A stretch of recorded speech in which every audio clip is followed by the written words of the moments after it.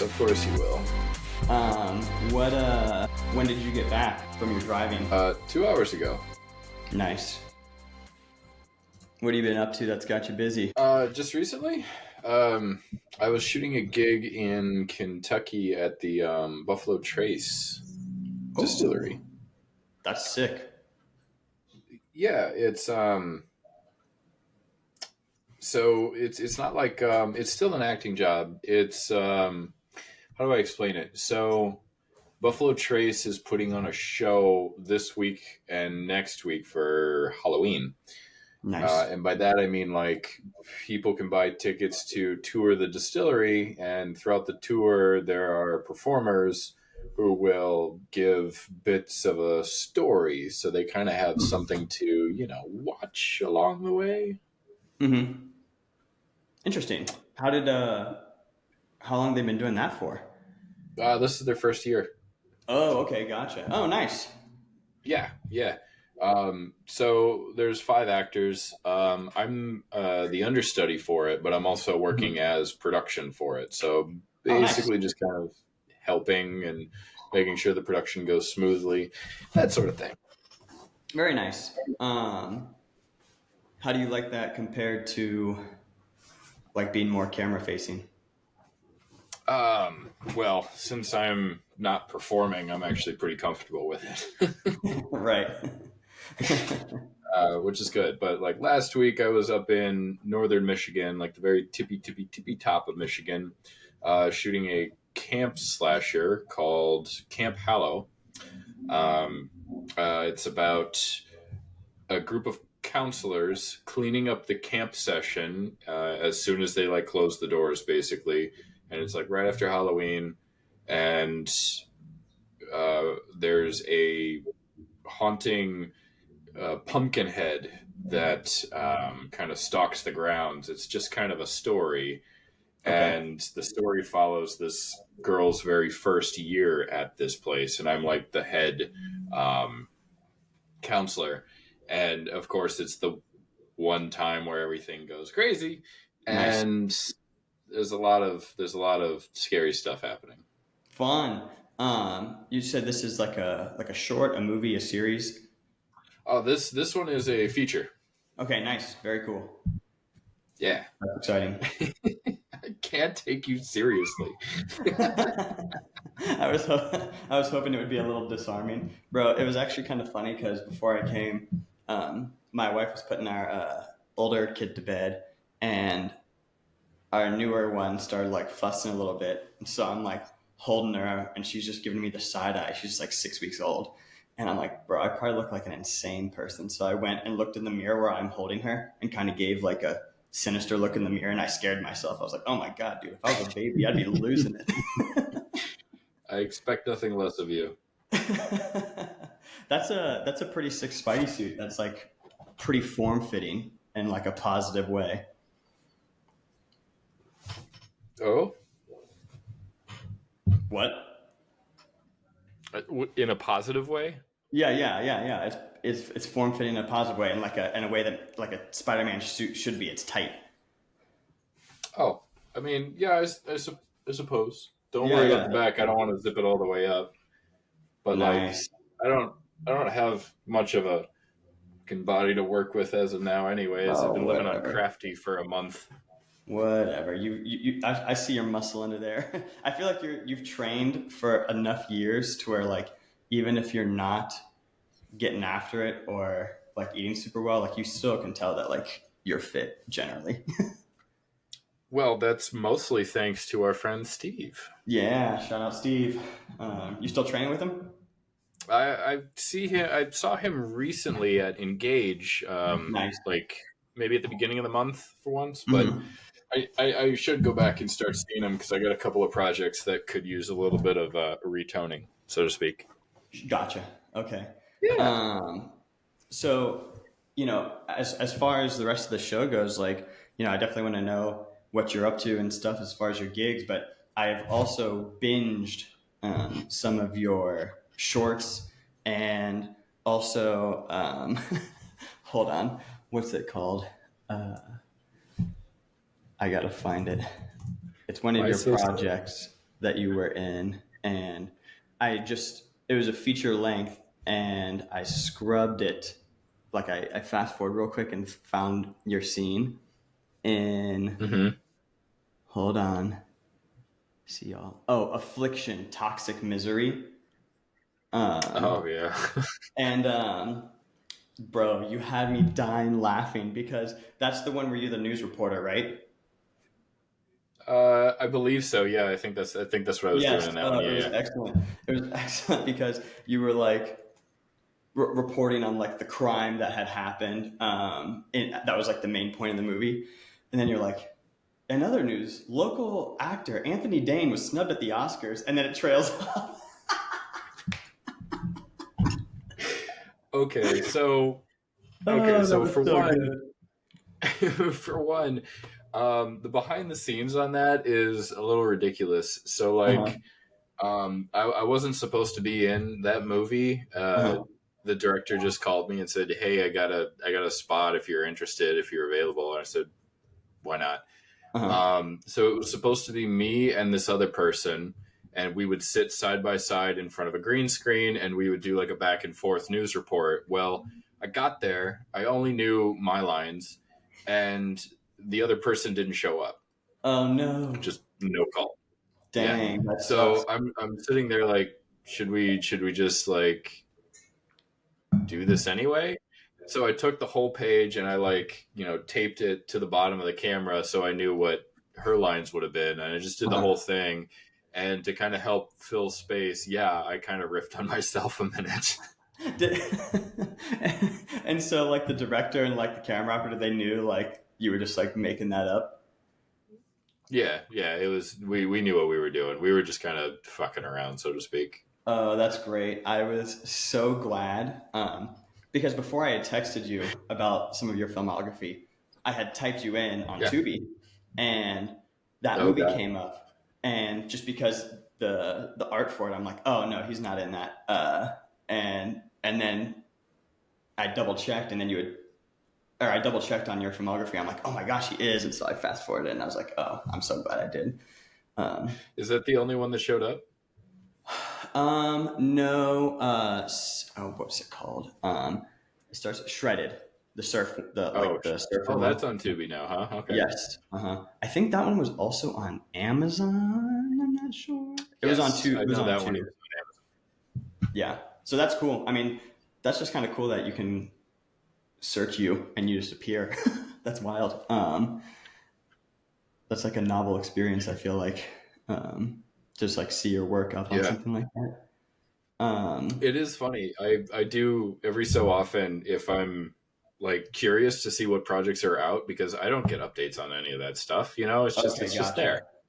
So like sometimes I will just Google my name in any type of search platform and it'll just pop up what is available. So that's fun.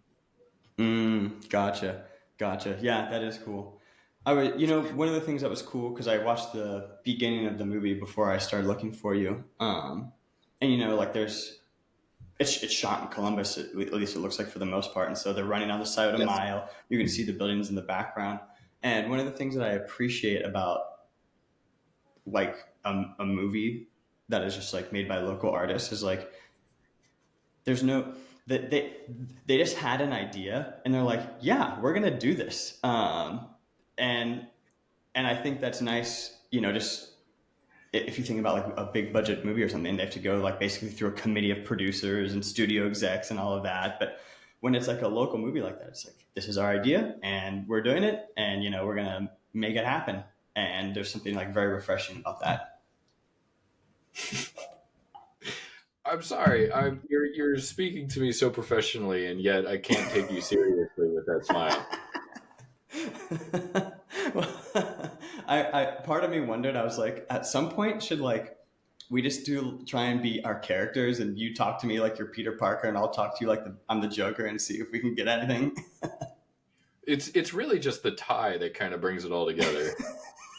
Well, what's what's funny is that I had like a purple tie that's kind of a bit more jokery, And I wore this one because it's ridiculous, but two, it had already been pre-tied, so I just had to slide it on and tighten it. So it was actually out of laziness that I put this on. You're so lazy. That's so funny.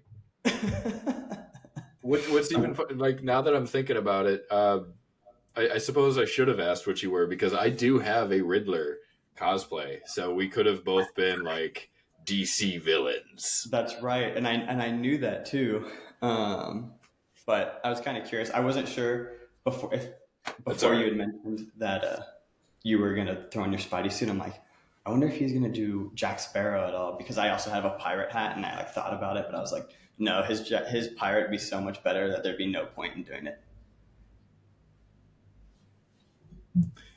I mean, if I had the facial hair for it, I would. I haven't gotten to be Jack this year yet, so a little disappointed.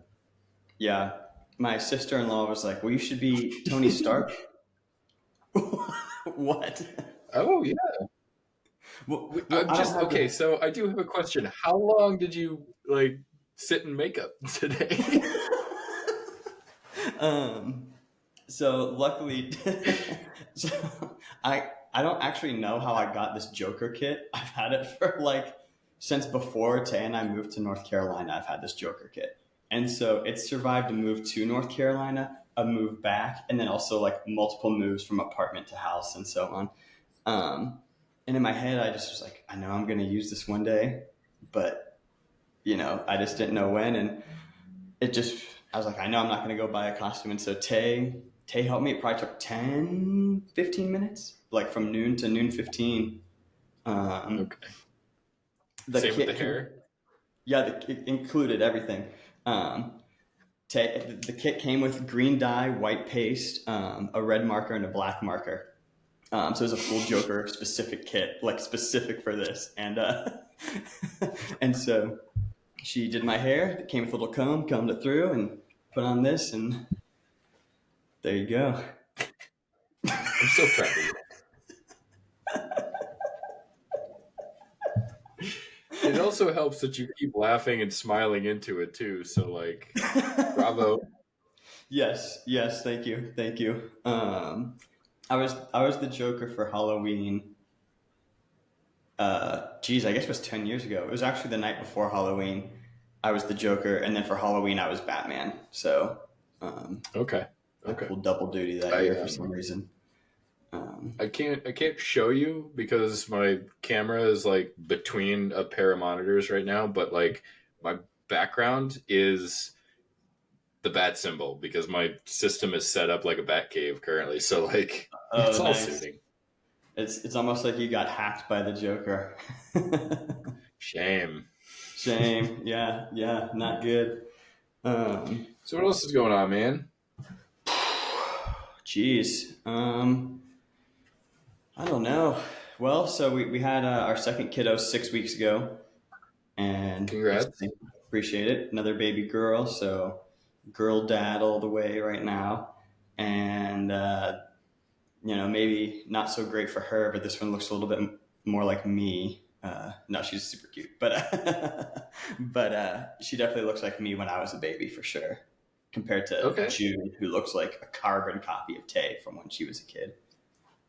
Dope. So one of each as far as looking like Tay and I, and then yeah, man, full-time job. I'm exercise physiologist at Ohio Health, and then I do Orange Theory twice a week, and I make workout plans remotely for people on the side still. So so busy, and then obviously doing the pod bi-weekly. So between the jobs and the side hustles and dadding, it's 24/7, 365. Get out of here! What is happening with this stupid thing? Yeah, because last time we were chatting, you I don't know why that's on there. I'm not even recording with it. Yeah, that's interesting. Yeah, it's all right. I bet you I can mess with it. Watch this. Ready? Wait.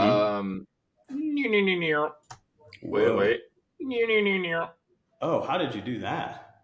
Oh, I know, right? Hang on.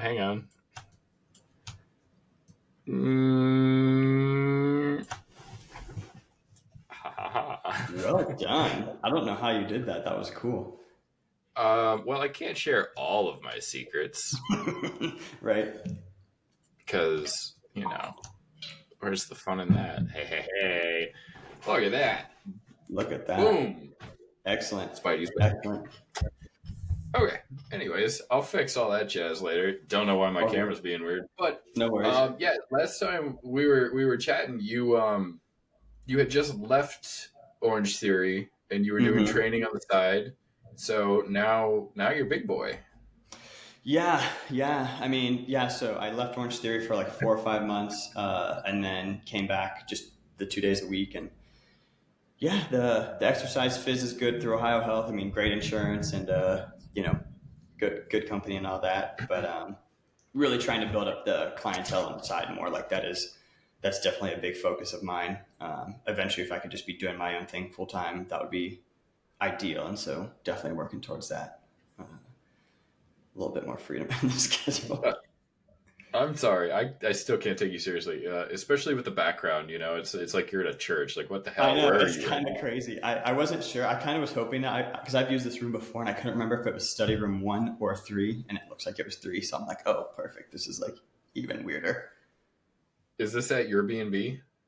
No. This is at the local library nearby. So Oh, like okay, cool. I just frightened So you went to the library dressed as Joker? Dude, as I was walking in, some kid on the bike goes, "Oh my God, it's the Joker!" And then came up and started talking to me, and I'm just like, "Yeah, I'm doing this for a show I do." And as I was walking in, all the kids were giving me compliments. I'm like, I'm kind of surprised. Like, I feel like everybody nowadays would be like, "Oh, let's stay away from that guy." But no, everyone was down so far. Word. Well, it looks great. I love what you've done with your hair. Thank you.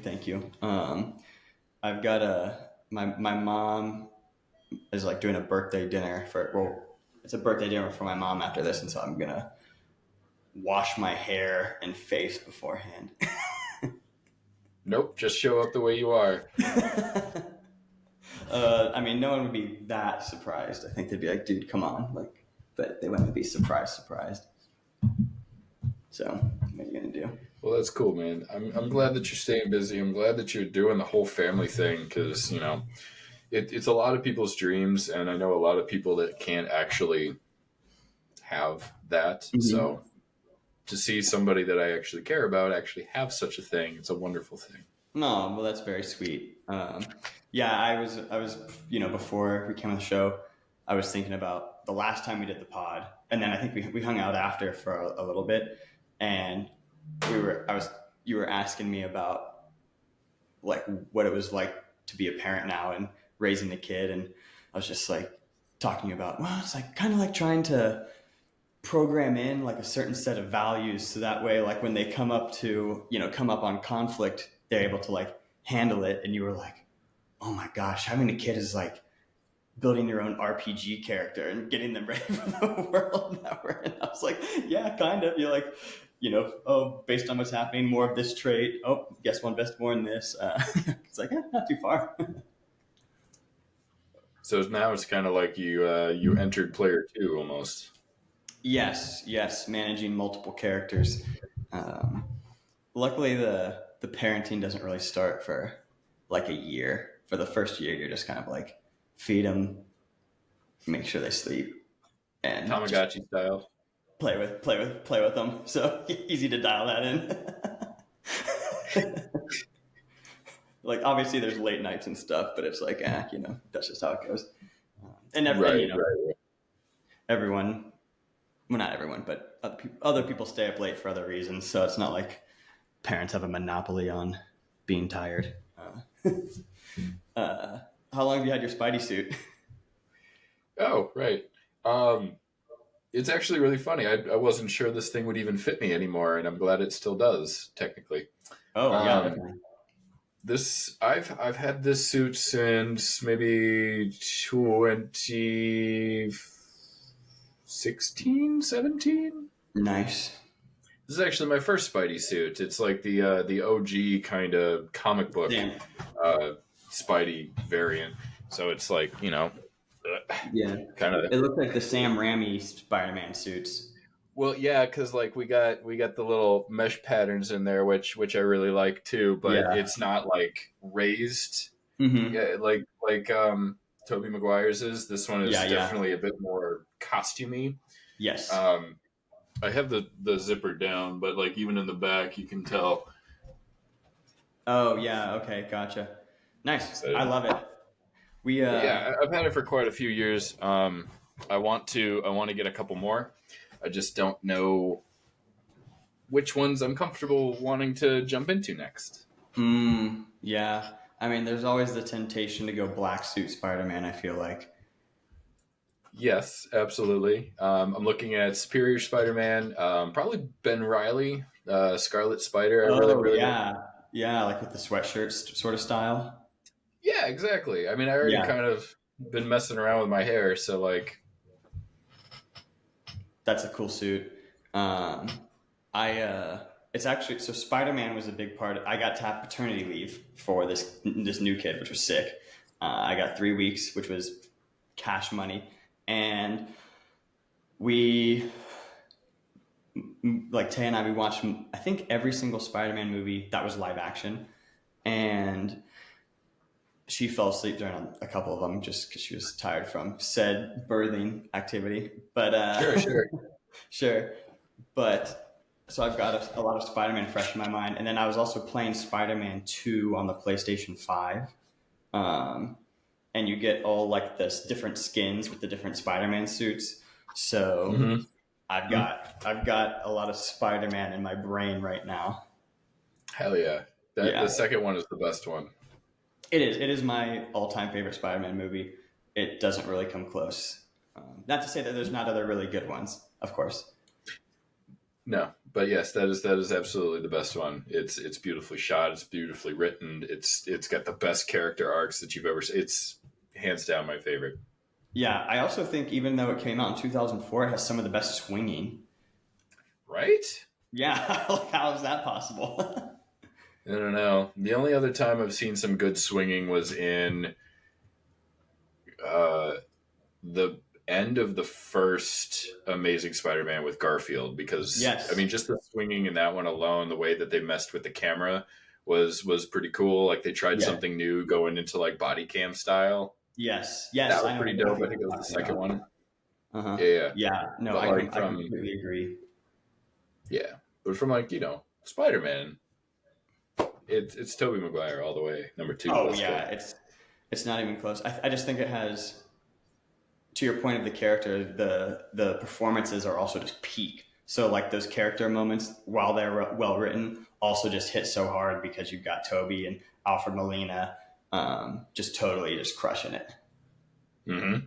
Yep. And like Toby's like settled into it. They got past the first one, and he's like, "What more can we do?" And it's it's definitely my favorite. In fact, now I kind of want to go watch it again. Right? Yeah, it doesn't take much. I'm sure from his perspective, what? No, you're right. It doesn't take much. Yeah, right. It's like Spider-Man 2. Oh, okay. But it's probably cool from like Toby's perspective, where like you do the first one, it's a big gamble because like superhero movies were like not a big thing at the time, and then to have it Yeah. just be like for the time one of the highest grossing movies ever, biggest opening weekends ever, and then you go into Spider-Man 2 and you're like, all right, we got this. Like we knocked it out of the park. Let's do Yeah. it again. That's fair. Because like if you think about it too, the superhero movies weren't at a peak in that time frame. Like you had a couple, like you had the X-Men. I think that was the Yep. first one that laid the groundwork. I mean, aside from like Blade or Yes. it, nobody really Literally just paid Blade and much X-Men. attention. Yeah, but like as far as what really exploded onto the scene of superhero movies was the first X-Men movie and their success with Fox, and then Mm-hmm. that's when Sony jumps in and says, "We could do it better." Yes, and they definitely did. Um, yeah, I'm just happy that we got to kind of grow up in that era and see the come up. I mean, so cool, so cool. I feel like this is the best time to be alive as far as uh, sweet movies to watch because like graphics started getting really good and um, yeah, I'm just grateful that we got to grow up on all that.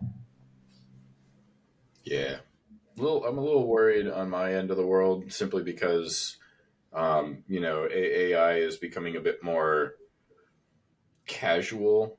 Yes. It's being thrown around a little too haphazardly. I'm not so much worried on the production side of the world, like for my job's sake, but what I am worried about is individuals who kind of like when you look at social platforms, you look at Instagram and you look at like YouTube and Twitch, and you got a bunch of people who like have all of this technology readily available where, you didn't have that 20 years ago. Right. Nowadays, almost anybody is trying to become an influencer of some kind and record their own stuff and make their own stuff. And what a lot of those individuals are seeing is that to put on a production, to have something of quality and to be substantial, it costs a lot of money. I mean, Yeah. look at the indie films. Like it costs a lot of money to make something, even a short. Mhm. Like you're 10 grand just to make like a 10-minute short film of any quality, and Yeah. it doesn't translate to the social media influencer side of the world. So a lot of those people are resorting to use AI and lean on AI to generate all of the stuff that they can't do on their own. And because of that, it puts a poor taste in everyone's mouth because it's not quite to where everybody wants it to be. And it makes us in the film industry kind of sweat a little bit. It's murky right now, and Totally. not a big fan of any of that. Yeah. Oh my gosh. No, I can totally understand that. Because we talked about it a little bit before, but that was probably a year and a half ago. And I feel like things have developed a lot in the AI world, obviously, because technology is just like zooming. But Mhm. yeah, I mean, I even have run into that where if I'm trying to work on my side hustle a little bit more, it's like you kind of have to like start putting out content. It's like, well, do I hire a cameraman and like go into credit card debt? You know what I mean? Like, Yeah. or do I, hire someone who knows how to like use AI tools or like editing software, um, and yeah. So on one end, it's like kind of could be screwing folks out of a job, and on another end, it's like lowering the barrier to entry for other folks. And um, I don't know. I also think about it, and I think we talked about it a bit last time, but like script writing, would you consider that part of production, or that's like kind of development, pre-production? It's pre-production for sure. I mean, it's like pre-production Right. because you can't go into production without a script, really. I mean, Mm-hmm. you can, but um, a lot of people will use like ChatGPT, and what they'll do is they will put their ideas into ChatGPT and Mm-hmm. rely on that tool to kind of help organize their thoughts a bit more so that they can Mm-hmm. produce screenplays and scripts and books and whatever you have Right. it. And that is also kind of, in my mind, a little bit of manipulation and cheating in a way, because I mean, I get that it's a tool and people are using it accordingly, but also like it is doing the work for you. Like Totally.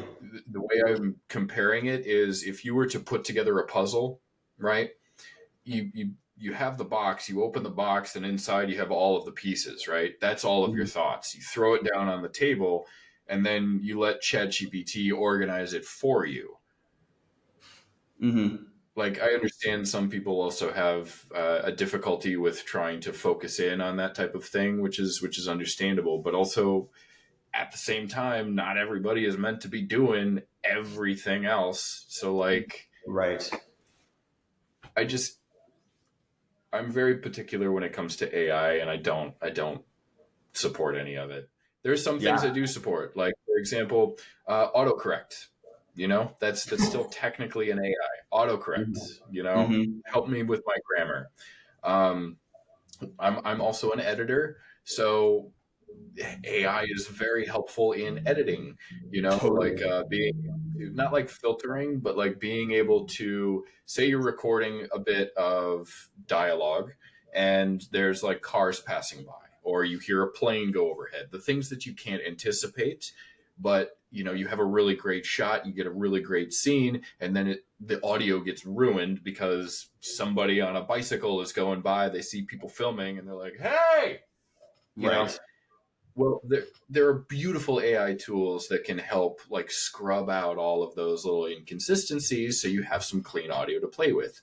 In instances like that I kind of agree with, but you're not producing something from nothing using those tools. Right. You're actually removing something from it, so you have something tangible to use in a case of a mistake.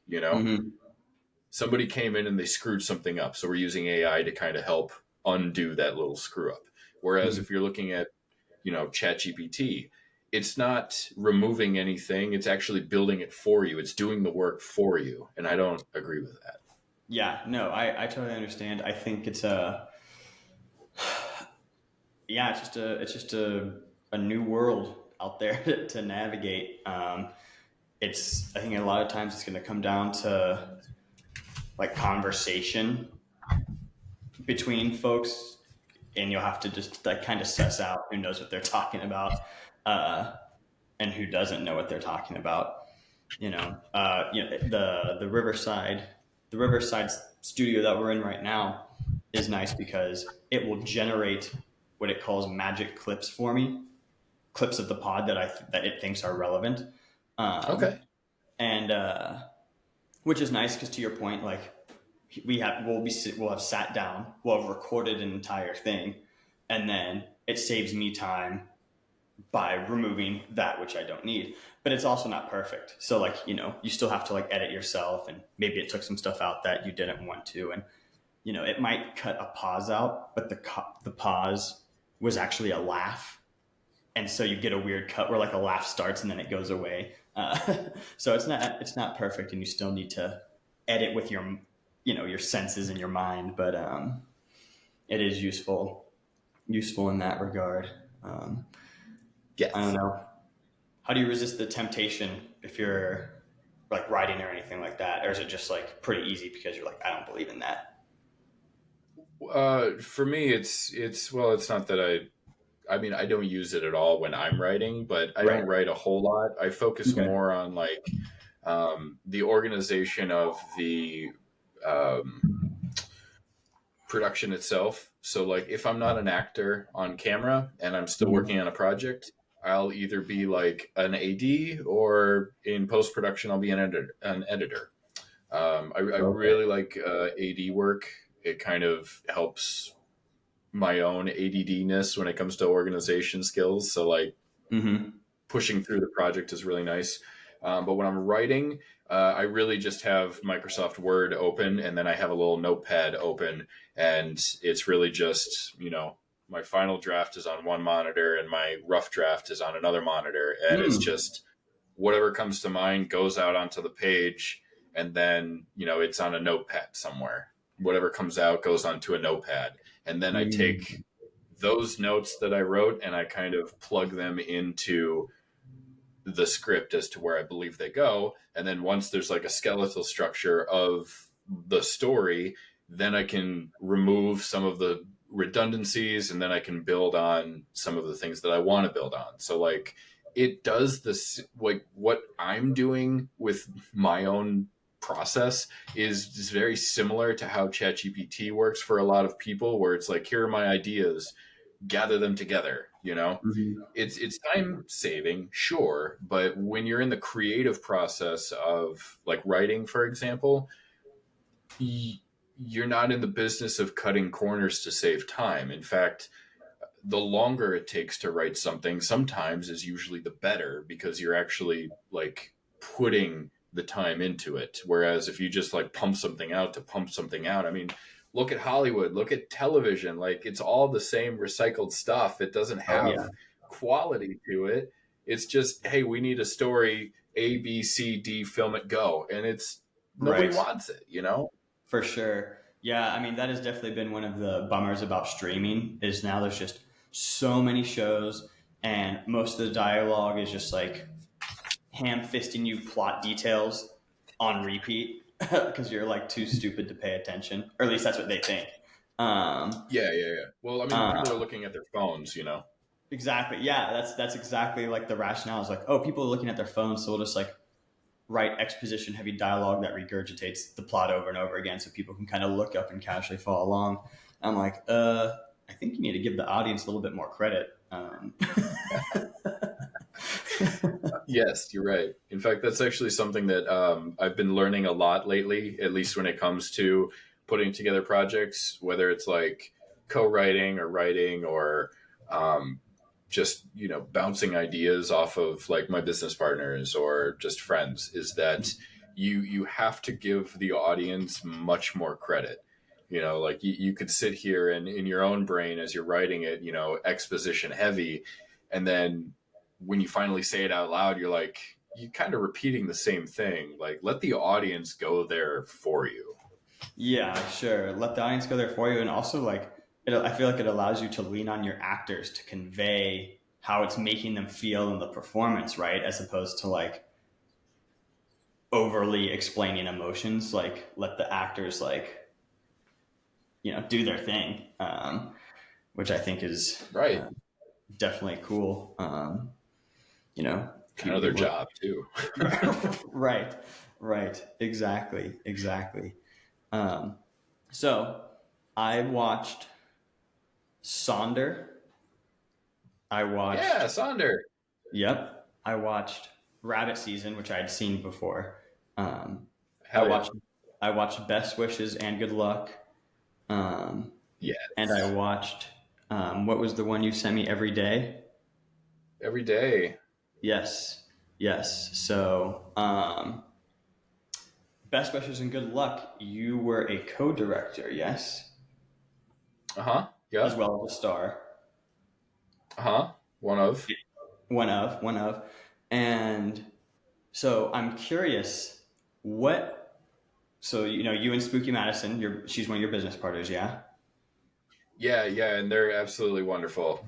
Yes. So like, how does that happen? Like, you and Spooky work together a lot. You're a co-director. Maybe you're buddies with the director. I don't know. Like how.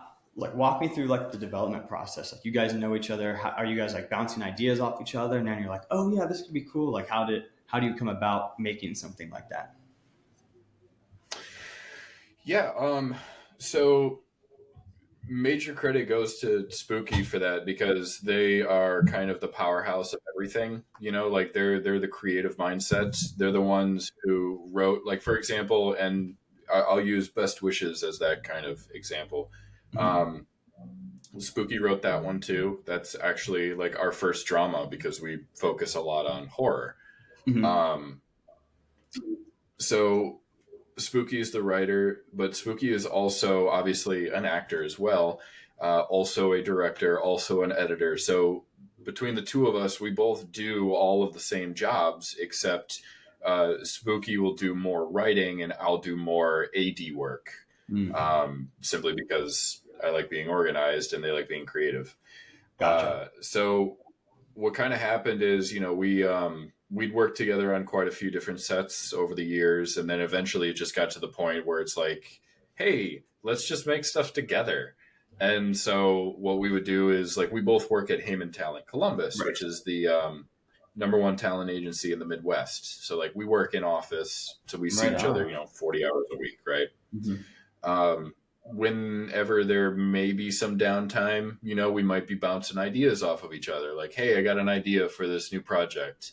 Here's the premises. Like, so they'll present the idea to me and the title and like where they want to go with it, and then I'll hear the pitch, and then I'll kind of help ground the story a little bit, and then I'll throw out some ideas of like, what if such and such, or wouldn't it be Mm. cool if such and such. And Gotcha. then a lot of times those kind of get taken into consideration during the development process. Mm-hmm.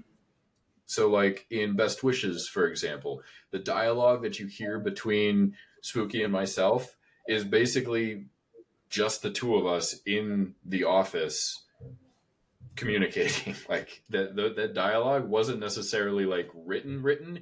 It was us just kind of riffing off of each other, and then we just kind of Mm. wrote it down. So Oh, okay, that's nice. how that kind of be. Yeah. For that one specifically, I was AD. I did the shot list. I did co-direct that one.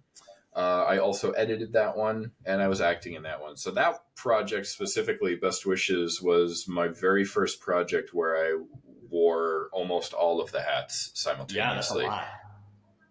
Yeah, it was a lot of fun. Don't get me wrong. I put a lot of time and a lot of energy into that project, and I'm very happy with how it turned out. Mm-hmm. Um, but one thing I did learn doing that is that I should probably focus on not doing so many things simultaneously.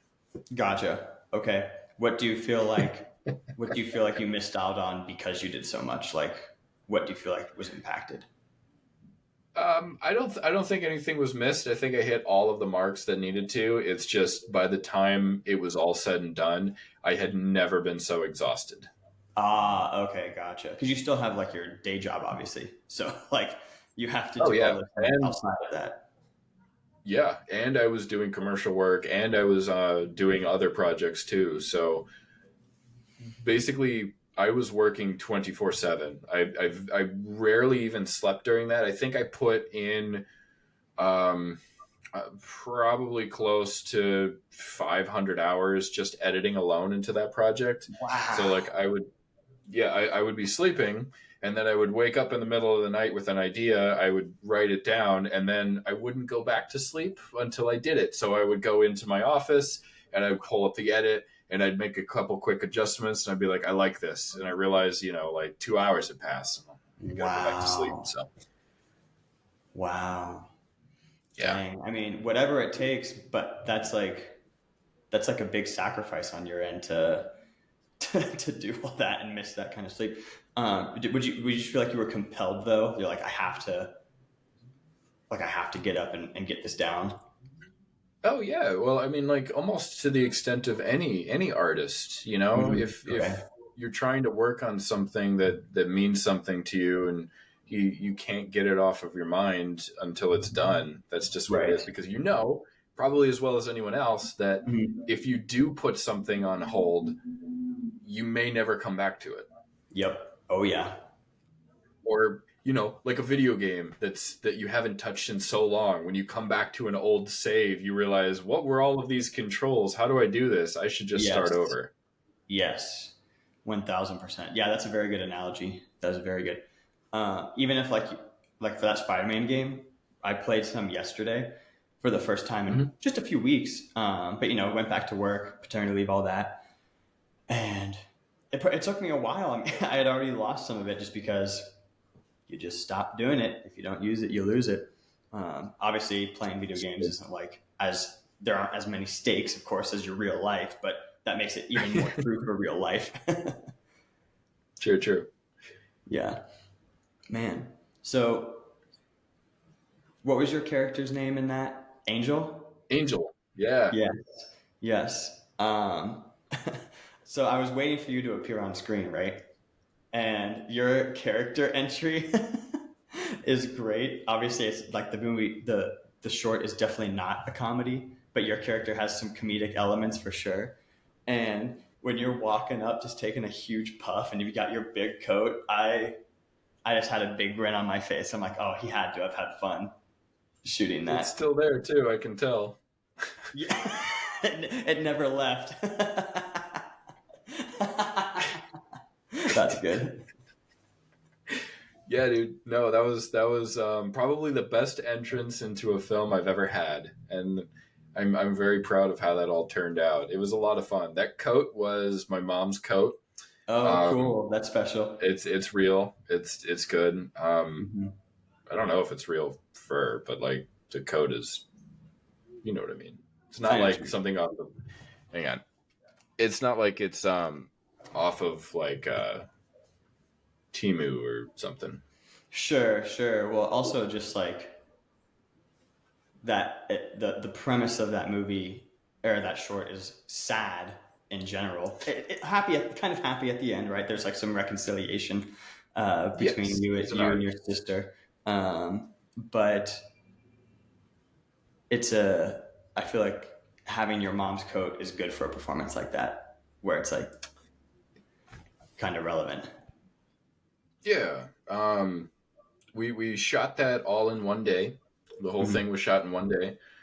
Because it was shot outside, we were fighting the sun. Right. So we planned it to shoot in sequence. So we shot the whole thing in sequence. That way we were Rare. able to like go with the sun as we needed to. Oh, smart. Which Time yeah, which passes. you don't Right. yeah. And that it's something you don't usually do when you shoot movies. You know, you shoot them out of order. So this one was shot Right. in order, which is great. Um, we shot it on my birthday, actually. So Oh. when I was sitting in front of the gravestone and I was having that moment, like that was just a one and done. There was no backup shot. Like that was all shot in one. Nice. We had two cameras set up, so like there was one camera hiding behind the tombstone looking at me. So when I looked up at them, like that was all one take. Okay. It was difficult, I will say, emotionally, but also I advocate a lot for mental health awareness, like the 988. I've done a lot of commercial specs for them in Indiana, Ohio, Michigan. I You put it value on your social mental. media too. Yes, Yeah. exactly. Mm-hmm. So when I was able to be a part of a project that focuses on that topic, I couldn't say no. You know. For sure. Yeah. Addiction meets grief is very Mm-hmm. real for a lot of people. Yes, and just to kind of show that like even even people you don't believe will help you. Yeah. Well, I think like the dynamics of your characters where your ex fiance or ex girlfriend or whatever goes or ex wife goes and then dates your sister. It's like a terrible thing to have happen. I was like, yo, this is like horrible. And so to find some sort of happy ending for those three is kind of cool because that's like a horrible situation.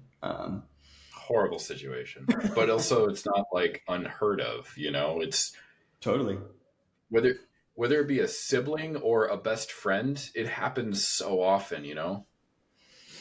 Oh yeah, yeah, and it's like, well, if we all want to commit to still being each other's lives despite this, that means we love each other more than we are hurt by the other person and feel like moving towards forgiveness. It's uplifting. I was happy that it kind of ended on a positive note. Cool. Well, thank you. I like that Yeah, one. yeah, yeah. I mean, I'm a sucker for a happy ending. So I had a question. If we can move on. So I watched Sonder, um, and that's when you're it was like psychiatrist, the doctor. Um, Yeah. Yeah. The therapist, psychiatrist. yeah. What?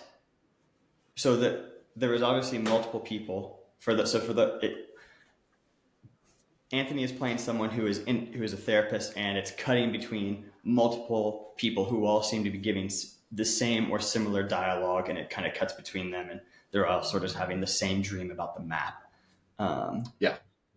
and and then at the end, I'm going to spoil it. And then at the end, you have the map in your bookcase, and I was just curious, like what. I understand that they all have the same all the same dream, and then you have the maps. Like, what is the significance of that? Like, what are you implying at the end Yeah. that Yeah. with your character having the map? Yeah, totally. So to answer that, I do kind of have to give you a mini bit of a setup. Are you familiar Please. with like 48-hour film festivals? Yes.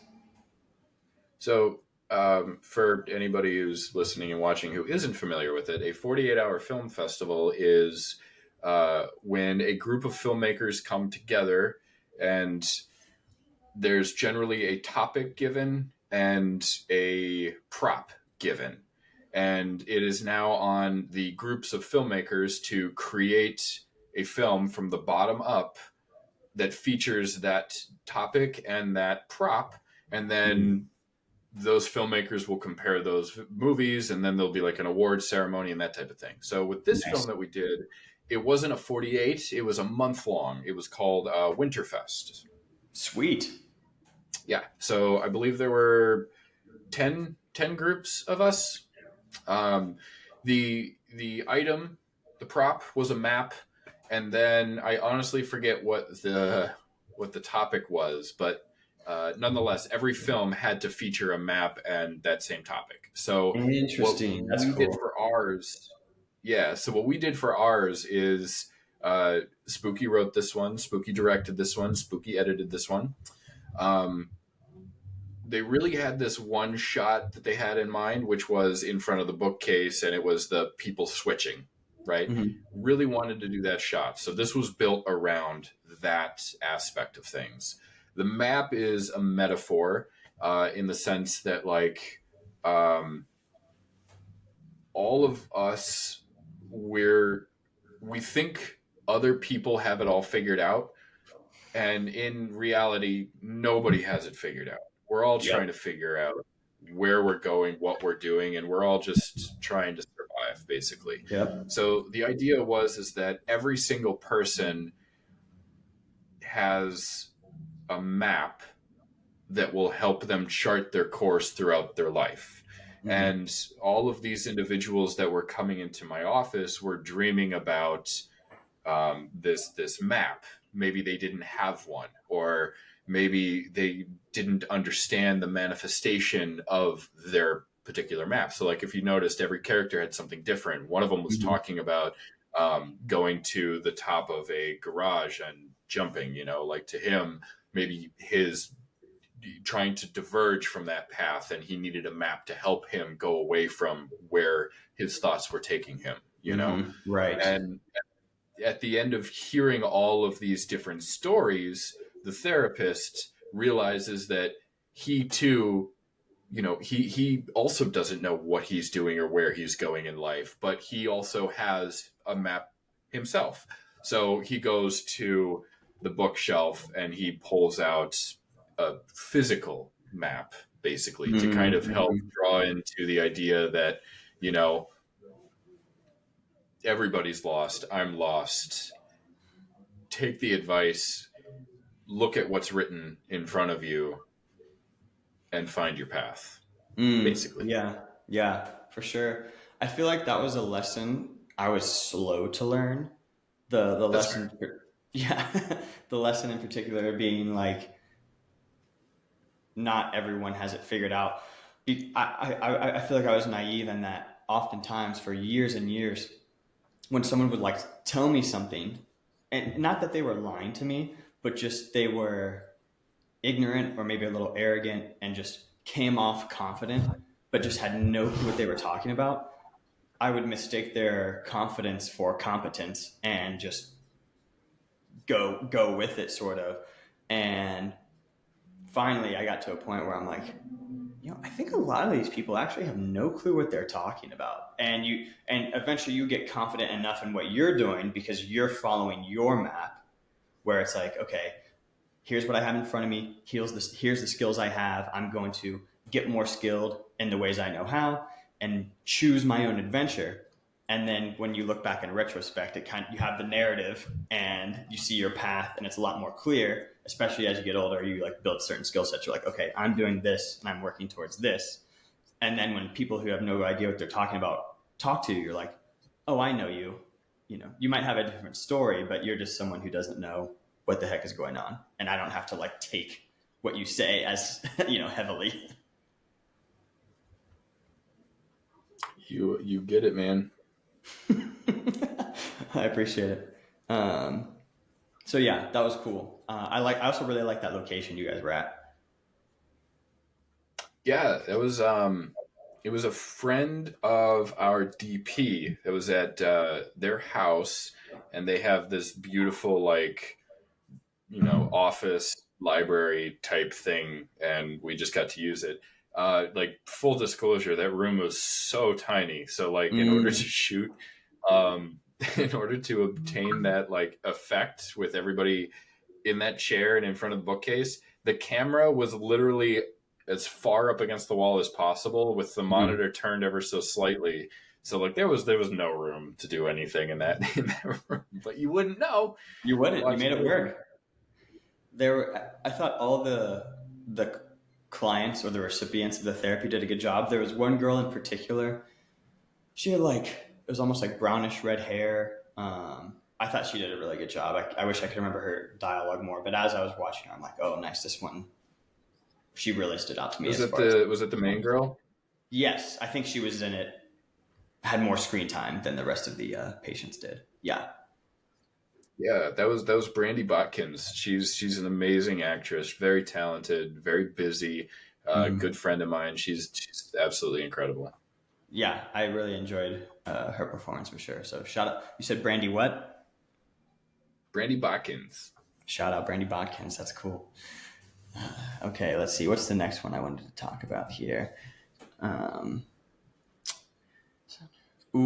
Rabbit season. So we talked a little bit about rabbit season on the last pod, but I watched it after we did our last one, and then I watched it again.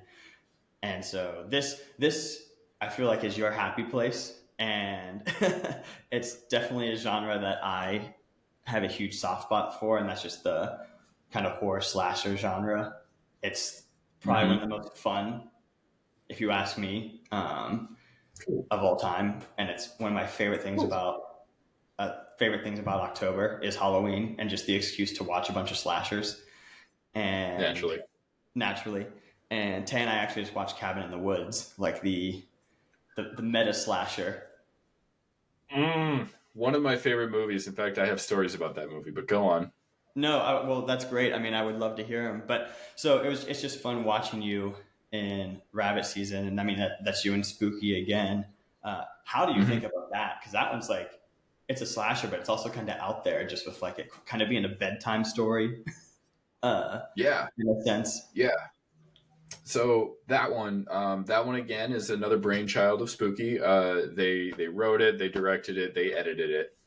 I helped with the edit in mostly just kind of like, program stuff and pacing stuff and like my own input to it. But ultimately, like, they're the ones who put that together, made the decisions, and is the creator of all of that. So my role in that was basically just actor, and I was somewhat of AD on that project too. So that was the second film that we as like a partnership have made together. Gotcha. We kind of wanted to do something special.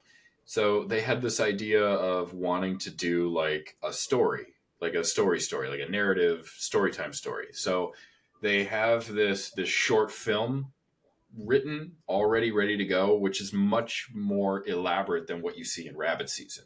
Like a lot of character development and also more than one animal too. There's if you look at the short film turning into a feature film, there's also like a deer for deer season and a duck, and like there's different animals. Basically, the idea is like there's this brother, there's this pair of brothers who kidnap women, dress them up as animals, keep them in cages, and then set them free, and then they go hunt. It's entirely fucked up.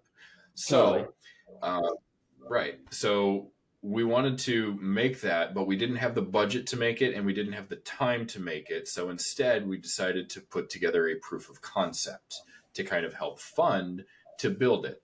And in the creation of the proof of concept, we ended up just merging it into what you see, Rabbit Season, as kind of like this story tale. So from behind the scenes, what you're actually hearing of, because at the very end of it, you hear like a second voice come in. Right. What you're actually hearing that nobody knows about because we don't talk about it, because we haven't made the feature or anything, is that it's the main voice who's narrating is Rabbit telling their daughter the story of how they got out from that huge situation. And so what you're seeing is just the narrative of that. So we kind of play into the fantasy of it. So like with the colorization, with the stylistic shooting of it, and everything in between. We shot it and played it like it's a fairy tale because of how it's being told. Yes, I love that. It's definitely my favorite to look at because of that. Like the colors are saturated, the camera work, like when eventually you get murdered and you fall back, you kind of see spooky. I like. Yes. Yeah, it just has the most fun camera stuff, and the costumes are great. So just from like a pure eye candy perspective, it's the best to look at. So, fun fact. Uh-huh. This would be in the trivia section of the IMDb if we ever decide to put it out there. So, Uh-huh. the bunny suit. Yes. So, the bunny suit. Bunny suit was mine. There's a story there. So Sure. back when I used to work in, I know, right? Back when I used to work in the bars, Yep. I would work all of the holidays, which would include Christmas, right? And I was, general manager at the bar, and our bartender wanted to dress up for Christmas. We would wear onesies. And so one of my bartenders at the time purchased the Christmas Story bunny outfit. Mm-hmm. That for me to wear that night, and man, it was hot. Oh, dude, onesies are crazy hot. Dude, ridiculous. So that bunny suit was the licensed, like with the emblem on it and everything from A Christmas Story, and I wore it one Christmas at the bar, and then it just stayed in my closet. And so as we were kind of putting together this story and shooting ideas off of each other, I basically just said, hey, I own a bunny outfit if you want to just do this. And so because it's like fit for me and I'm 6'1", 180 pounds, it's a large, and Spooky, of course, is not that. Right. It's really oversized on him. So it also plays into the perfect concept of like these two brothers that exist, that kidnap women and dress them up in an outfit and then send them off. It's entirely possible that this suit was worn by somebody else, and they kept the suit and they just put it on another victim, So that's a good point. That is a good behind the scenes little tidbit.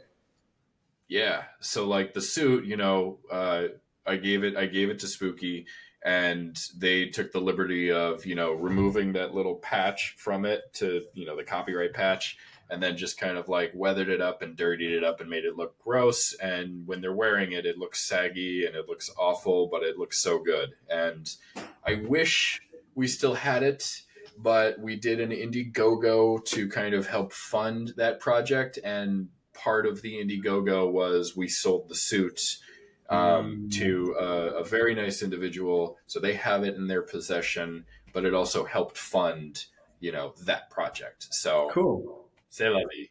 C'est la vie. Yeah. Like I said, you got to do what you got to do. That's a lot of fun. So there you go. There's a fun fact for you about the bunny suit. Yeah, and of course it would be mine. I'm the cosplayer over here. Right. Right. Yeah. Definitely not surprising at all. And so the last one I actually watched it this morning, was Every Day, and that's a tough one. That's a sad one. Yeah, how'd you feel after that one? Well, so right away, like as soon as the character that is your father starts to not be able to find where to put the plate in the cabinets, I was like, oh, dang, is this going to be like a dementia story? And, and I don't mean that like in a negative way, but just like, oh, okay, this is going to be, tough, because that's always tough to watch. And my dad's mom had dementia. And so, anytime there's stuff like that, it's always just, just makes you think about that sort of thing. And if you've been around it, you kind of get it. And so your character's frustrations are definitely understandable, because it's just so tough to be a caretaker. I never had to be a caretaker. I was just like, 13 going to a nursing home. So nothing compared to like what the character you're portraying is going through. But, I have some understanding of that. So yeah, makes you feel tough, but or maybe not tough, but just makes you feel sad. And I was glad, similar to how in Best Wishes and Good Luck, there was some positivity, especially at the end. At least I was happy that you and your character and your dad got to enjoy the soccer game together, the World Cup. And, Yeah. you got the close-ups of your reaction. I'm like, oh, this is so nice. Like, they're getting to have this moment together. And then when it flashes to the VCR and you like hit pause or stop or whatever, I was like, oh my God, no way. Like, they've done this before. And so that was a big, I guess, plot twist, for lack of a better word, even though it's a short, it's only 15 minutes long at the end, that the implication being you had done that many times before. I was like, oh, dang, that happy moment that I was excited for and glad that they included has like a dark sort of twist at the end. And that was my favorite part, though, because I didn't expect that. And so to have a plot twist in something that short, that packed a punch like that, that was definitely my favorite part, even though it was tough, of course. Yeah, that one was a tough one. I've never dealt with Alzheimer's or dementia or anything of the sort, but so that movie, I was only hired on as an actor for that film. I had no other say or other position on that. That was written and directed by a friend of mine who I had worked with in the past, like when I was kind of just coming up as an actor, I suppose. I was doing a lot of like free work and just kind of trying to get my feet wet. I had met the writer director on that project. His name is Matthew Valdivinos. Great guy, amazing human, very loving and caring.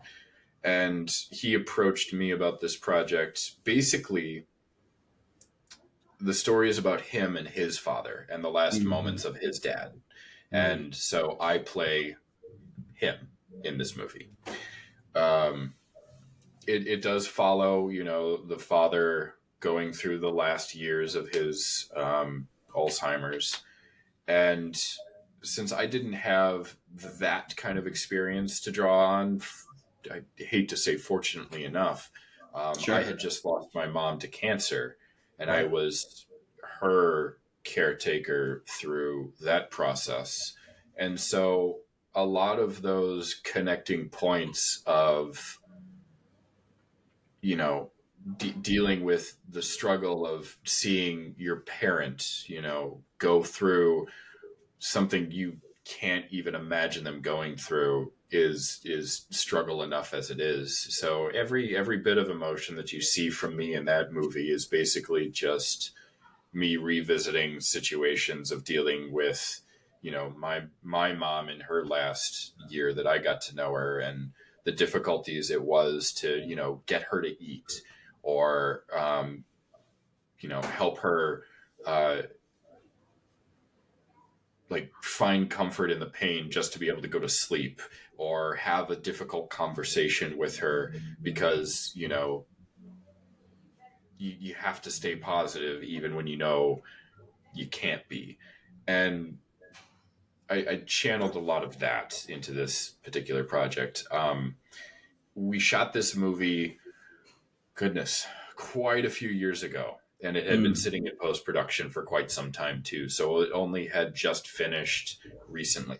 And I don't think it's fully finished. Like, I think I have to go into do a quick like ADR session, because there's one particular scene, which you might have heard, where my volume was only captured on the boom mic rather than my lav. So I think I have to go in and do a quick little ADR to fix that. But other than that, he wants to send it out to some festivals and stuff. But it's a very good dramatic piece. I've sent it off to a lot of people that I know just to kind of see what they think of it. And surprisingly enough, so many people have dealt with something similar, whether it be, a relative who's going through dementia or through Alzheimer's, or a parent themselves. And it all seems to kind of hit home, which, I'm glad in a way that like somebody else can see that, you're not the only one going through those types of things. Like as we all get older, you know, we're going to see our parents, you know, reach the end of their journey. And whenever that time comes for each of us individually, we don't know how to handle it. We don't know what to do. We think we're doing everything wrong despite the fact that we're trying to do everything right. We ask for help. We're afraid to ask for help. So I just hope that this particular film gives people the idea that, you know, we're all struggling and we're all trying to cope with some sort of understanding, and that, you know, you're not alone. Yeah, yeah, you're not alone. Sometimes I think in general it can just be tough to contemplate your own mortality. And so even when you see projects like that, even if you haven't gone through something confronting your mortality, or the fact that, you know, those who are older than you that you're close with have numbered days, can be an unsettling feeling, and it can be easy to want to run away from that. And so hopefully if you watch something like that and you haven't gone through it, it's almost like, okay, this is just, you know, this is just stuff that people go through. No, we go out of this world the same way we come into it, sort of. If you've ever, What I was thinking. Yeah, right. And especially if you've been to, you know, like a nursing home or any sort of hospital, when people are on their way out, it's you know, it's just tough. It's just real. And yeah, that one packed a punch for the 14, 15 minutes that it was on. So kudos. Sorry about that. No, I mean, well, that's what you want. That's art. And Yeah, I should have also, gave you a like, heads up on that one. That one was my bad. no, it's okay. Ready for the day. No, Yeah, that's the best way to start your day, with some emotional trauma. well, to paint you a picture, I had already done my makeup, and I was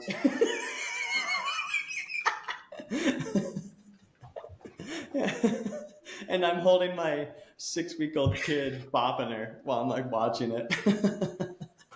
Yeah, that's a picture perfect moment right there too. Holy cadzooks. My follow-up question was going to be, did you choose the Joker last minute because I put you into an immediate depression, or were you watching it in makeup? So it's good to know it's the latter. Yes, it was the latter. Oh, that's great. God. Yeah. Like, well, because I had watched the ones that we had talked about before every day. I watched those yesterday, and then you told me about every day, and I was like, oh, cool, I'll watch it in the morning. But then I went grocery shopping, and then today put my makeup on, and I was like, oh my gosh, I gotta leave in 20 minutes. I haven't watched this. And so I pulled it up, and we were able to knock it out. So that one's like fresh, like 2 hours ago, not even. That's fair. Yeah. I do admit, though, I really liked working on that project, only because I say this a lot too, is that it's funny how the universe works and how perceived reality reflects oneself. And what I mean by that is that whenever I personally am going through something in my real life, I realize that I tend to book projects, whether it be a short film, a feature film, or even a commercial for that matter, that somehow parallels to what is going on in my real world. So, like, a couple of things actually happen. One thing that happens is I'm able to channel what I am going through into the performance that I'm about to do, which allows me to be open and vulnerable to a degree of, you know, one I'm not usually comfortable with. So that's kind of fun. The other benefit to that is that when that performance is done and I've finished it, I feel a sense of completion and I feel a sense of closure to whatever is going on in my personal life too. So, like, I did a couple of projects. One of them was called Shredded, where I play a character who's dealing with cancer, and then like this other one, Every Day. Like these two films I did in very close proximity, and they were both very very helpful in helping me cope with the passing of my own mother who died to cancer. Um, like I'm better now, obviously, Sure. and that really helped. So like I'm really grateful for a lot of the projects that I'm a part of, even if they don't quite make sense at the time. I can look back at them now and realize like I remember what I was going through when I'm watching this, and I feel like I've grown as a person. That's cool. That's kind of cool to have bookmarks for chapters in your life, and when you revisit that, you can sort of safely revisit that if you're watching it and be like, maybe a return of some of those emotions, but also like, yes, I was able to process and move past this, and I'm stronger now, Yeah, and older, more wiser. yeah, Yeah, I'm that's huge. grateful for that. Good. Well, it's also kind of cool because it's like you're almost kind of going like low key method acting, where it's not like you're in character all the time, but you're pulling from current experience, and then also it's like therapeutic. You're like meditating on the emotion through a character, and they have an arc, and it kind of allows you to have an arc because that's how it's written. You're right. You're right. I can't argue that logic. That's an astute observation there, Joker. That's why I'm such an effective villain, because I know it makes people tick.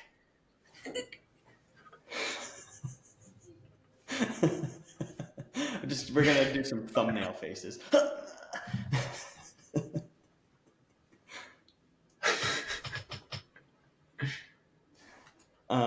Nice, that's good. I'm sorry. I'm only chuckling because I happened to hit. Um, What? I took a screenshot at Shut like up. the most perfect time. So, Oh, dang. oh, that's fantastic. I can't show you yet. Oh wait, maybe I can. Oh, you got the dragon sword in the background? Oh yeah, yeah. Very nice. Yeah, because one of the characters that I cosplay recently as of last year is Draken, Lord Draken, Oh, I evil remember. Tommy Oliver. So I have the Dragon Dagger. I've got Saba in my closet, and then Sick. I've got the Master Morpher. Well, I guess if I Okay. do this, I get the Master Morpher, and then I've got Tommy's actual Morpher. Oh, let's Um, go. yeah, there's Draken right there, just kind of chilling. Oh, yeah, you're right. Um, Ba, ba, I have ba, ba, ba, ba. exactly. I have a communicator sitting over there too. Let's go. Uh, obviously, the Evil Dead book. Oh, is that the Necronomicon? That's the one. And then Loki's mask. I got Majora's mask. There's a bunch more up there too, but like my camera's cutting it Oh, off. So Loki's mask from God of War? no, Loki's mask from Jim Carrey, The Mask. There's in the God of War Ragnarok video game. There's actually a mask that the character Atreus, also Loki, has. That looks exactly like that too. That's funny. Yeah, where do you think it came from, bro? Yeah, I never put that together, bro. That's sick though. That actually makes that cooler. That actually makes that way cooler. Thanks, I made it. You made it? Yeah, I 3D printed the mask, and then I just sanded it and colored it. That's rad. Yeah, I bet. I bet. Very nice. Oh, Very and nice. then I don't know if you can see it right here. What? That little yellow thing or the orb? Right Yeah, I here. see your finger. Yeah, that thing. Yeah. Yeah, that's another mask. That's the mask that the bad guy wears in a movie that I did called Deathwoods. It's not out yet. It's in post-production, but yeah. So here's Loki's mask. Cool. Yeah. So I 3D printed that, painted it, you know. Sick. Backside's not so appealing, but like that part is. No, that's awesome. That's cool. I didn't know you were crafty like that. Yeah, I 3D printed my own Iron Man suit, buddy. Oh shit, I knew that. God damn it. I did know that. That's true. And talk about a feat. Like 3D printing. Yeah, they're about a size 12. Shut up. Boo. This is the part of the podcast that starts getting unhinged. Just riffing. Not. First of all, R.I.P. Jason David Frank. But to return to Green Ranger in a positive light. Yes. Or I guess White Ranger, Red Ranger, whatever. Jason David Frank, Tommy Oliver. That he was the first character ever, because I think the OG Mighty Morphin came out in '93, and I was born in '95. So like I only ever saw Mighty Morphin as reruns. But Tommy Oliver, the character, was without question the first character I ever truly looked up to in memory, like a fictional character where I was like, I want to be that guy. That guy is awesome. And I want to have long hair because this guy is sick. Same, actually. I feel that same thing. I cried when he passed. Oh my gosh. It was devastating. I watched a video of Amy Jo Johnson right after he had passed, and she was kind of doing she was just crying on the phone, like talking about how she was going to miss him. And Austin St. John, who played Jason, was he did a video, and they weren't even like, I guess they had some sort of beef. Yeah. Because he was like, we weren't necessarily drinking buddies, but I've known this man for 30 years and he's a husband, father, and this is terrible, sort of thing. And I was like, dang. Yeah. First of all, very sad, but also I had no clue that they had any sort of beef. Do you know, like they just didn't get along on set, or do you know anything about that? The story can actually be seen online. He's very open about it too. In fact, I met him last year dressed as Draken. You met Austin St. The deal was Draken? Yeah, I did. As funny as that is, yeah. Basically, what happened was when they were shooting the Power Rangers after the very first season, and it came time to see if you can see it right there. That's oh shit! Oh, I think I've seen that photo. Yeah, that's awesome. Yeah, it's on my Instagram if you ever want to actually see it in focus. Yeah. Yeah. So the deal was when they were filming the first Power Rangers, Mighty Morphin Power Rangers. It was like shoestring budget. Everything was not up to par, but it's also non-union, I believe. Anyways, when they came time for a renewal, the actors thought they deserved a little bit more than what they were going through, and so they all kind of stood united, and they were going to go to the network and say, hey, listen, you want us, this is what it's going to be now. And there was a lot of like pushback from the studio on being able to accommodate them. And so what happened is Amy, Jason, and David Yost, they all basically said, you know what? I still want to work, so let's just do what they want to do.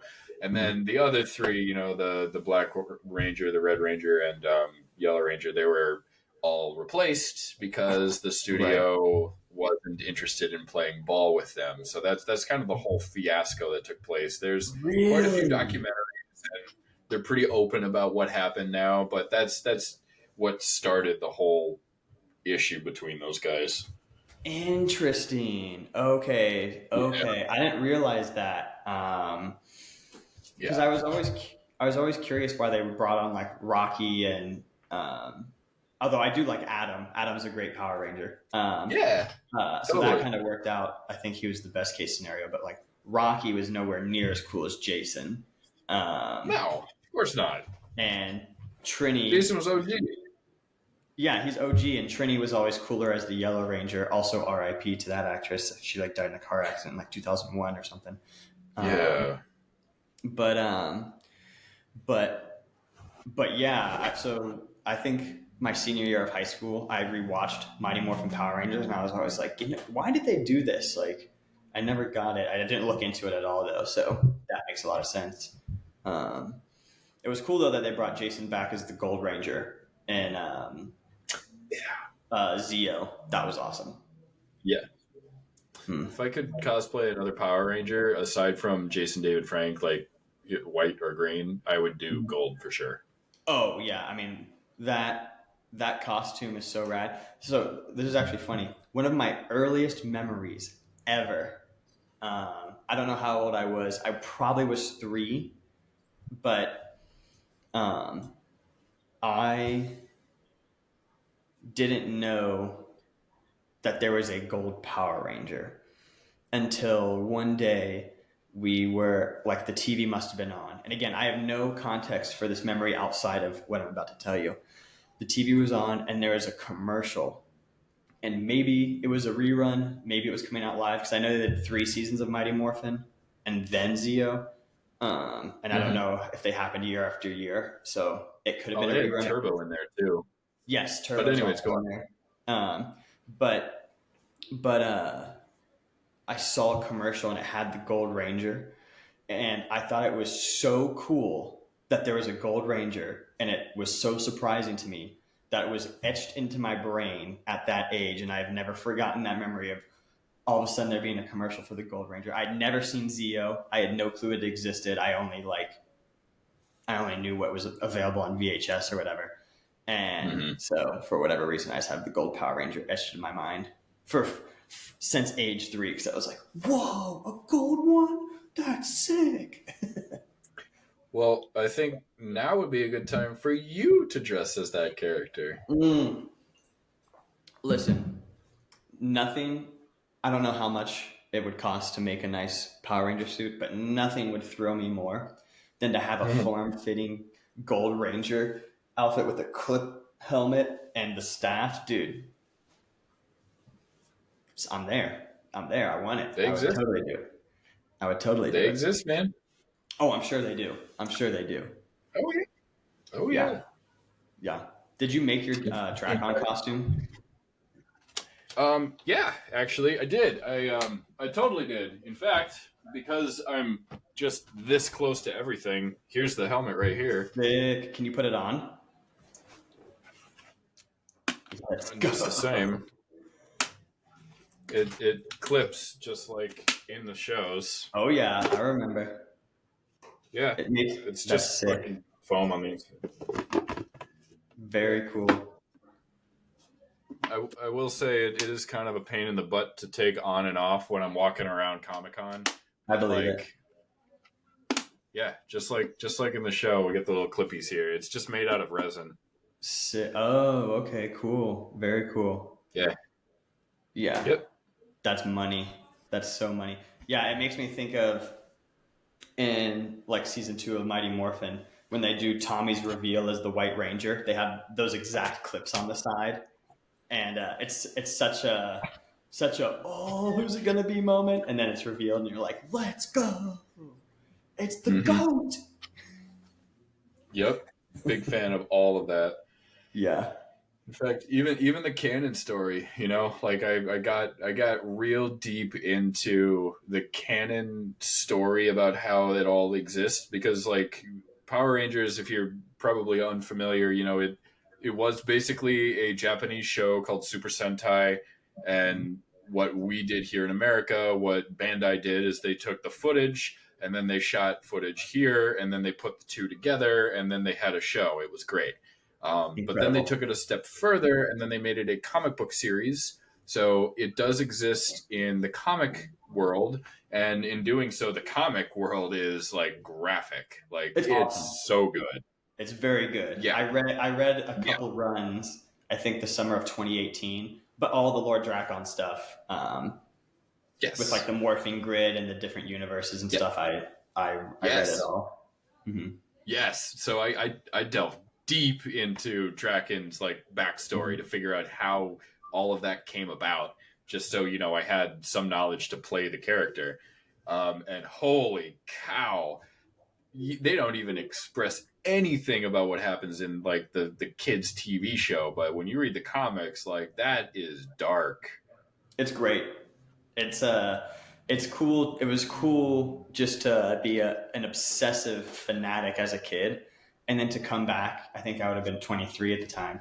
To come back and read that and have it be just more mature and just kind of just be like a high stakes sci-fi but it's Power Rangers. Yeah.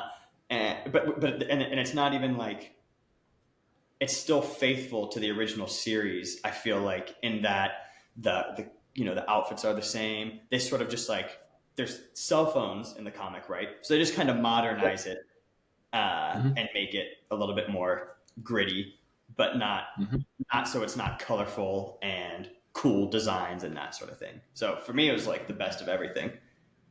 It was so good. And the fact that like in that alternate reality where Draken is Lord, basically, he has an army of like his own personal stormtroopers, except the stormtroopers are like the Black Ranger. Right. With like guns. It's good. Yes. Well, I think what got me turned on to it was the awesome promo that Jason David Frank did for the comic series. Was incredible. I remember watching that, and he's kind of like looking at the different timelines or whatever, and he kind of gives his little speech, and then you see the stormtrooper-esque Rangers next to him. I'm like, whoa, whoa, whoa, whoa, whoa. When did this happen? And sign me up now. I think I probably pirated, not to be that guy, but I think I like found them online immediately because I was like, I have to consume this. Yes. Yep. Yes. Same. It was so good. So good. Yeah, shout out Power Rangers. Big fan. Forever formative. Forever formative.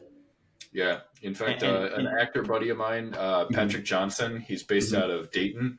He's a commercial and film actor, same agency, been good friends with him forever. He's also a cosplayer. He does like children events and charity events, things like that. He dresses up his characters like Spider-Man and other various heroes. Well, I finally convinced him to pull the trigger on purchasing a Green Ranger outfit because he is also a big fan of Tommy Oliver. So he's been posting a bunch of pictures as of recently of his new Green Ranger outfit. And we're both looking to show up at GalaxyCon here in Columbus in December. I'll show up as Draken. He'll show up as Green Ranger Tommy Oliver, and we'll have a nice little face-off. Yeah. Oh, that's great.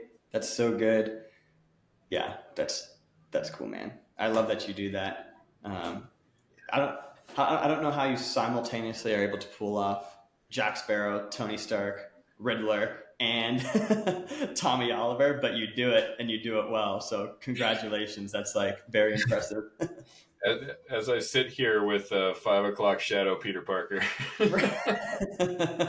It's tough in that universe. Tell me about it. Yeah. That's so cool. So talk to me a little bit about some of the stuff you've got going on. I know The Boy from Below. We talked about that a good amount. We talked about what it was like filming that last time. What's the story? What's going on with that one right now? Where's that at? So Boy from Below has been released. It is out. We went to the world premiere at the end of August in Indiana, and by we I mean the cast. So like we all either drove or flew from our respected areas to come to the premiere. Right now it is jumping around the film circuit. I know as of recently, Boy from Below just won an award for Best Kill, and the person that the boy was killing is this guy here. So I'm in tandem with a Best Kill here, so that's pretty cool. Nice. You die well. I definitely. Well, here's the thing. technically, because of the way it was edited, you don't actually see me die. Mm-hmm. Like I get aggressively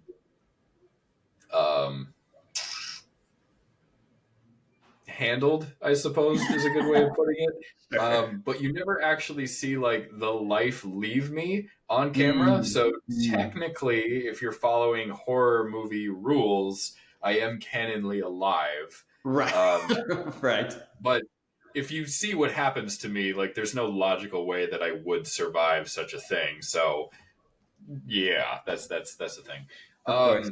Personally, I'm not too thrilled with the overall choices of how the edit came out, but we don't have a say in any of that. I'm just a performer in that sort of a Okay, world, but gotcha. like the more immersed into the different areas of filmmaking, the more I can look at a project and say, I would do something different, or so um, it's all right. It's a movie. Sure, sure. Um, what about? Oh, where'd it go? Do. What's up with Hollow Lake? Okay. So Hollow Lake is also just finished.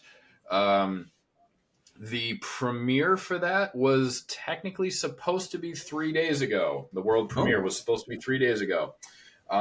Due to some scheduling conflicts, the world premiere was postponed. So I believe what they're planning on doing is just jumping straight into the film circuit and sending it out for festivals and awards and that sort of thing. I haven't seen it yet, but oh, obviously, I mean, it just got delayed. But true. nonetheless, it is complete. I am very excited to get my hands on it if I ever get the opportunity to. Mhm. Um, but I am very, very excited to hear how that turns out. Nice. Are you able to give like general premise of that one, like a little synopsis, like what Yeah. are you allowed to say anything? Yeah, so what that one is basically about, it is it's another horror, of course. It's another slasher film. This one is more of a home invasion type film. It is an LGBT slasher. It basically is about me and my husband who are having some relationship issues.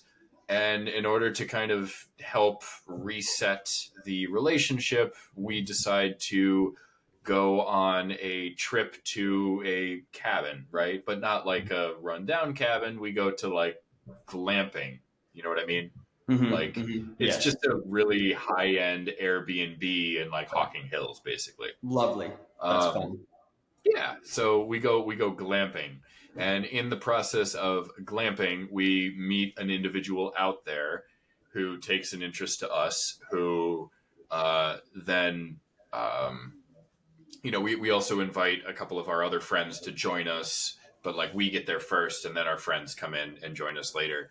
And then the slashing kind of happens, and there's a lot of screaming. There's a lot of blood. There's a couple of kills in there that I have never seen before, and one of them is so very graphic. Mm. Like I watched the filming of it, and then I watched it in post, and I said, "Oh, I can't wait to see how they color this one because that's fucking graphic." Um, it's definitely going to be a wild ride. I know that's for sure. High energy type of yeah. Nice. Well, the Joker in me loves it.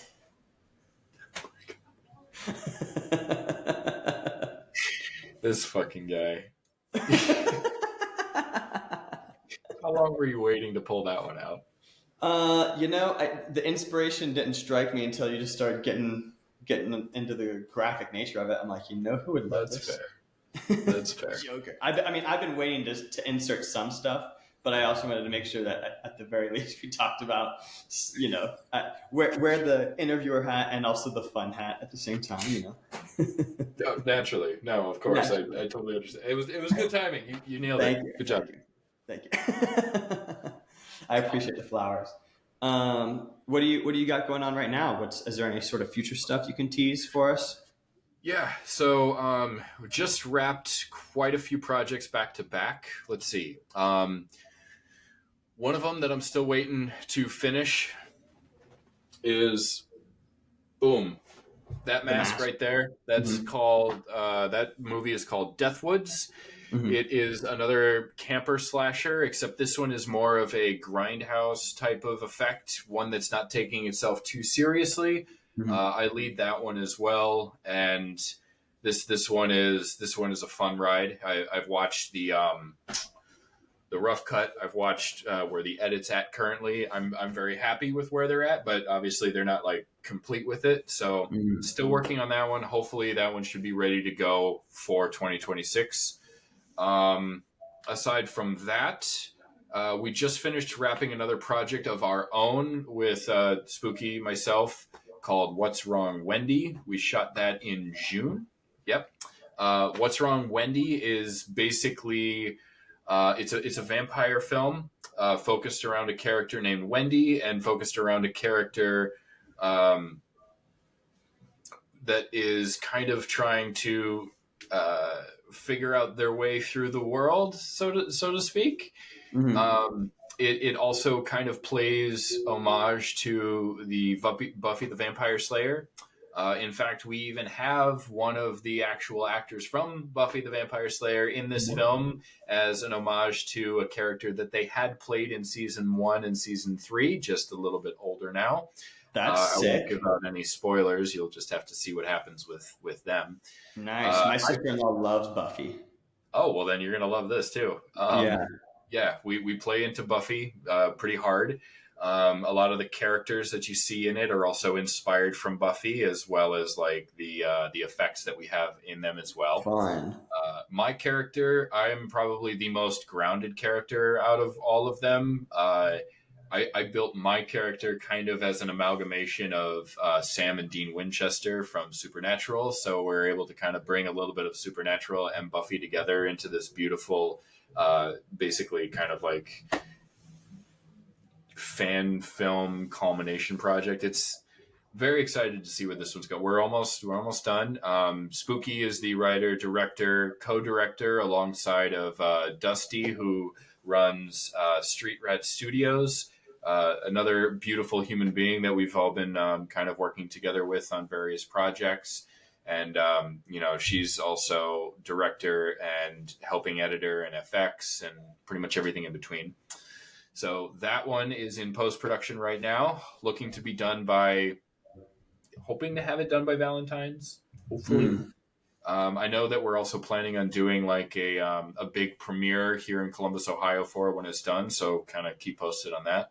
Yeah. And then lastly, if you ever have any like these premieres, like I know sometimes film, like they'll do like private screenings at like the theater in Grandview, where there's other theaters around town that do like they'll do local premieres. I would love to check one out. I saw the trailer to what's it called? Something is up with Wendy. What's it called? What's wrong? What's wrong, Wendy? Yeah. Something's wrong. Something's going on with this individual by the name of Wendy, I think. Exactly, that one. I watched a trailer for that, right? There's a trailer out? Okay. Yeah. I thought so. I was trying to look for it on your IMDb page, and I should have just gone to upcoming, but I was like, I swear to God, I watched something yesterday with that. Yeah, that looks fun. It's on Final Ghouls. It's on the Final Ghoul YouTube page too. If you need to see it. Yeah, that's probably why. Where all of our that looked projects like a lot of fun. What's that? That's where all of our projects go too. So like, if you need to see anything that is for public domain, it'll be in there. Nice, cool. Final Ghouls film. It's on YouTube. You can subscribe. Make sure you check that out because that's where all the fun stuff is. You got to check it out. Yep. Yeah, that's sick that you got a Buffy act. So it's also funny that you brought up Supernatural because last night Tay and I, we didn't finish it, but we will because we were really enjoying it. We were watching Crimson Peak with Tom Hiddleston. Yeah. Guillermo del Toro, I think, is the director. And the main girl, her father in the movie, Tay was like, I know this guy. And I looked it up. And he featured heavily in a couple seasons of Supernatural. And I wish I could remember the actor's name. But we were literally just talking about it yesterday. That's so good. I love Supernatural. So I've never seen it. It's true.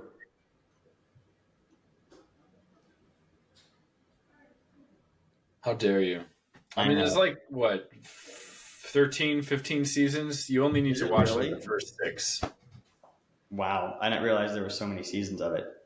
It's so good. It's so good. You would love it. Dang. I wonder what Yeah. it's on now. Right now it's on Netflix, all seasons. Oh, nice. Well, I bet you Tay would be down to rewatch it. 'Cause she really enjoyed it. I think she watched that like in high school or something. Yes, you would absolutely be down to rewatching it. In fact, I would rewatch it right now in a heartbeat because it's that good. Like Oh, up to season 6, money, then take a break for a while, and then maybe come back at like season 11, and you'll be fine. okay. Gotcha. There's Very nothing nice. wrong with those mid seasons. It's just like, when a show goes on for so long, you start losing ideas, and then that's when it goes off the rails. Mm, gotcha. But they were able to pick it back up like again. So like they Oh, picked yeah. up the fumble and ran with it. Okay, nice. Yeah, I think season 13 or 11, I want to say it's 13, is where they do the Scooby Doo crossover episode where What? they all get like sucked into a television, and then the rest of it is all animated with Scooby Doo and the Shut Scooby the Doo voice heck act. up. That's It's crazy. so good. They have like meta episodes. There's an episode of Supernatural where they play with this well, at the time he's like a demon, but he's actually an angel, but he's the trickster, Mm-hmm. and as you can imagine, he likes playing tricks. So Mm. in one episode, the trickster takes Sam and Dean and he like pushes them into an alternate reality. And in the alternate reality where they wake up, they are actors on a show called Supernatural. Oh wow. So the entire episode is shot as meta, like they're on Mm-hmm. a film stage, they have like trailers and everything, and the two characters, Jensen Ackles and oh my god, I'm drawing a blank on Sam's name. They're walking around as Sam and Dean, who were supposed to be actors as themselves, and it's so well done. Like, Wow. the show's so good. Okay. Well, I'll definitely run it by takes. I think because we're always like wondering what things we should watch, and Supernatural. Supernatural's up there. Okay, nice. Supernatural. It's up there. Yeah. Okay, gotcha. Yeah, we watch a bunch of Gordon Ramsay stuff. Okay. Not at all the same, but No, that's just like what we've been into recently for like the past couple of years, or whatever. Like we watch other stuff, I keep up with all the Marvel stuff, and Mhm. blah blah blah, and a handful of other things. But for whatever reason, like whenever we're like, oh, what should we watch? We're like, well, have we seen this season of Hell's Kitchen? Have we, watched this season of Kitchen Nightmares? We just love Gordon Ramsay. Also fair. That's very fair. Yeah. Those shows. I don't know if you've ever watched any of them, but the marketing, first of all, for Hell's Kitchen is incredible. Mhm. Because at least it was like when the first 2 seasons were airing, because they make Gordon seem like such a dickhead. And you're like, Mhm. why is this dickhead such a dickhead? And then you watch the show, and it's actually totally the opposite. Like he does yell at them, but these people deserve it.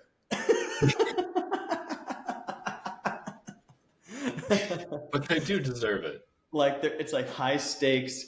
They're playing for $250,000 salary job at one of his restaurants every season. So and then there's rewards every episode, and like it's the experience of a lifetime. And Sure. he's such a great mentor, and they just like leaned into him being a dick, when in reality it's like it's actually a pretty heartwarming show, and you want the people to succeed, and he cares a lot about the good people who are invested, and you're like, oh wait, this is actually really nice. And so come for the swearing, stay for the mentorship heartwarming Yeah. stuff.